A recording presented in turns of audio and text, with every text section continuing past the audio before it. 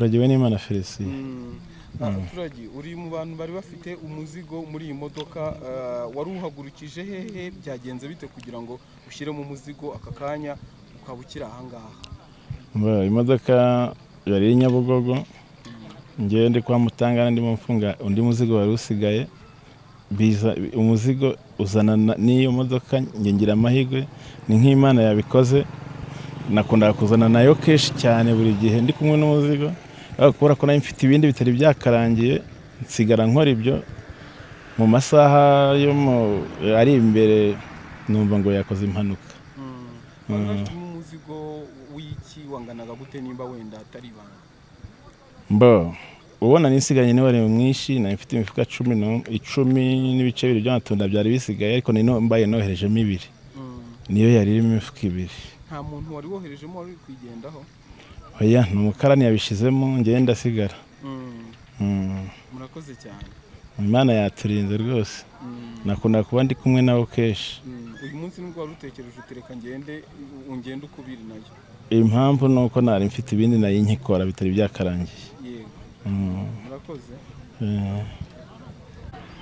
Vuga amazina yawe witwa? Nitwa Ntakirutimana Azarias.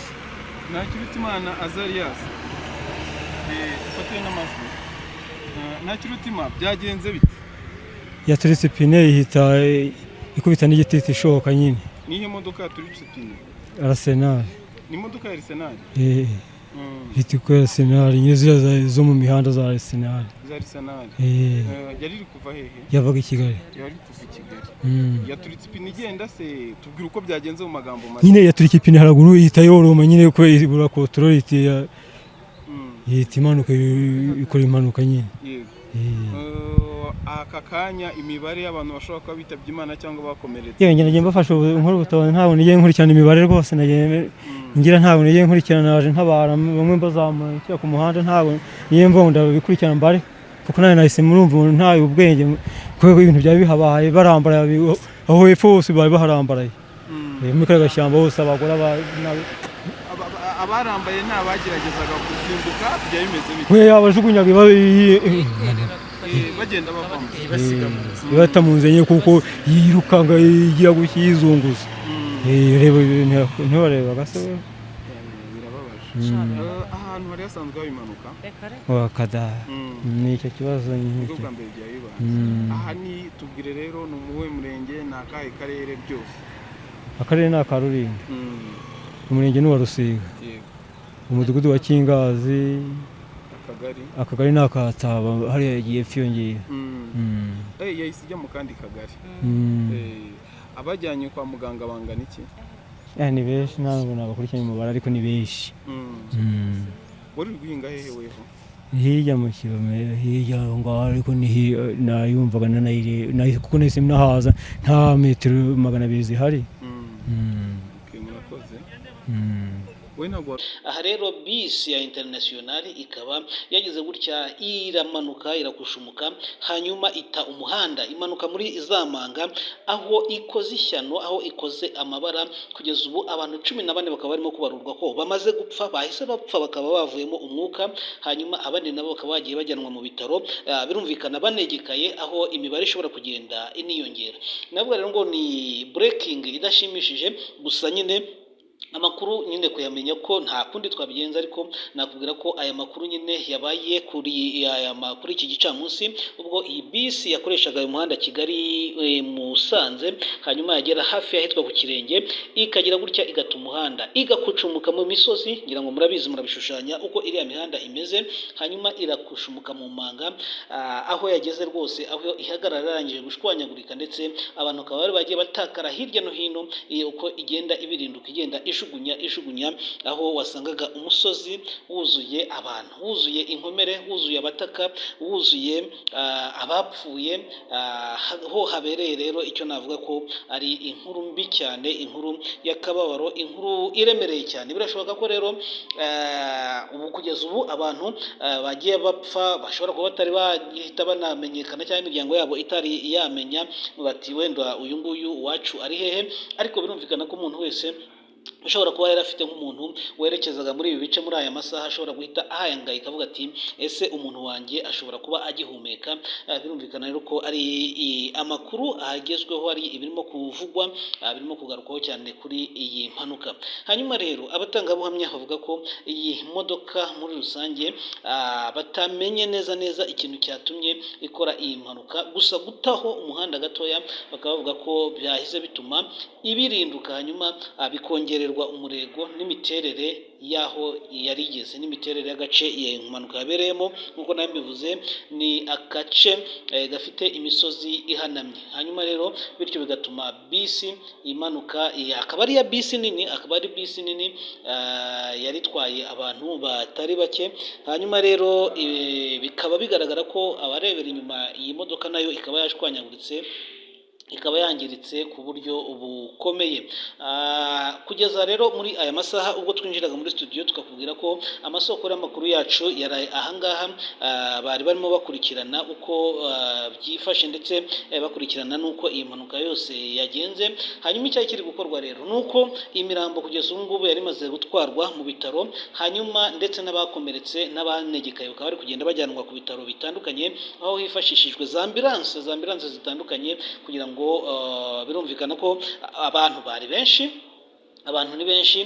Ikindi kandi bitewe n'uburemere, hari abajyanwa ku bitaro bya polisi, hari ababa bapfuye bahita bajyanwa mu bitaro bya polisi, hari ababa bafite ububabare, hari abajyanwa CHK, hari abajyanwa ku bitaro bya Kanombe, bitewe n'uko ububabare bungana. Ariko kandi no gusaranganya kumenya ngo abantu bangana gutya ibitaro bishobora guhita bibakira gute, ku buryo bashobora guhita babona ubutabazi byibuze mu buryo bwihuse, bakareba yuko hari ubuzima bwa bamwe mu bakomerekeye muri iyi mpanuka bashobora kurengerwa.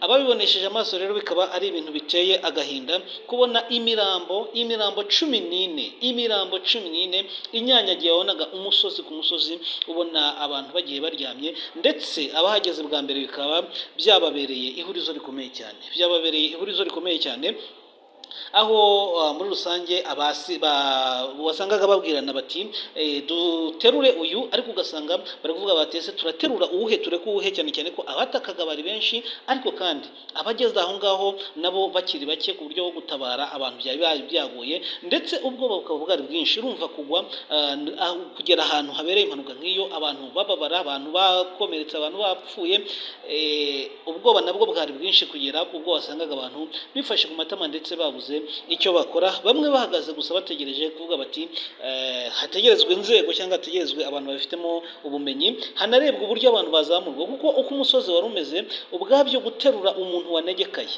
wenda umurambo wo biranagoye kuko nta rutangira ntaki, bigoye kugira ngo azanaterurwe. Abantu bake bari bahari rero bikaba byabagoye cyane kugira ngo byibuze babashe gusova abari bagihumeka, babazamure babageze ku muhanda. Byasabye ko bategereza kugeza igihe abantu bagiye biyongerera, ndetse abagenzi, imodoka zacaga kuri uyu muhanda nyinshi zikaba zagiye zihagarara kugira ngo zibashe kureba ko hari umusada batanga mu kuzamura ababyeyi, abana, abagore, abasaza bake.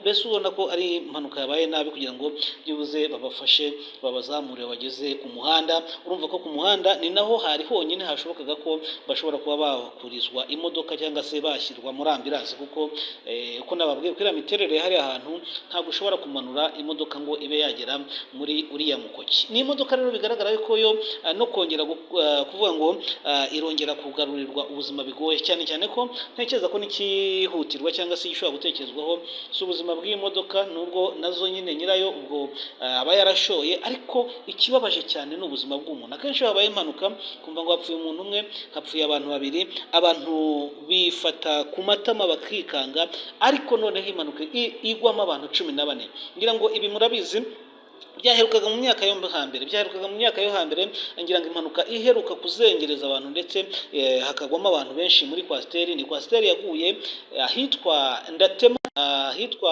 hepfo y'Indatemwa gatoya mu murenge wa Kiziguro mu myaka yo hambere rwose, ngira ngo niyo mpanuka yaherukaga kuba ikanganye, aho iyi kwasiteri yavaga i Nyagatare ya Excel yagize gutya, ariko icyo gikaba yari ifite umuvuduko uteye ubwoba, umuvuduko ku rwego rwo hejuru, hanyuma nayo ikaza kugira gutya ikarenga umuhanda igahita irimbura abantu bari bayirimo. Ngira ngo iki gihe nabwo nta bantu bagera muri 4 barokotse. Ubwo rero iyi bisi nayo ikaba ije ari muri nayo ifite ibara nk'iryiriya. Ngira murabizi ko icyo gihe n'ikintu cyakurikiyeho nuko mu ngamba zafashwe nyuma y'iriya mpanuka ya Kiziguro hahise hatangazwa ko hahise hashyirwaho uburyo bwo gukoresha speed governor. Ngira ngo nabwo iyi gahunda ya speed governor yahise itangira, hanyuma abantu kugira ngo barebe yuko bakoroshya cyane cyane muri iyi mihanda yo mu mirambi y'Umutara, kugira ngo abantu birukanka bajye boroshya uburyo bwo bagabanye umuvuduko.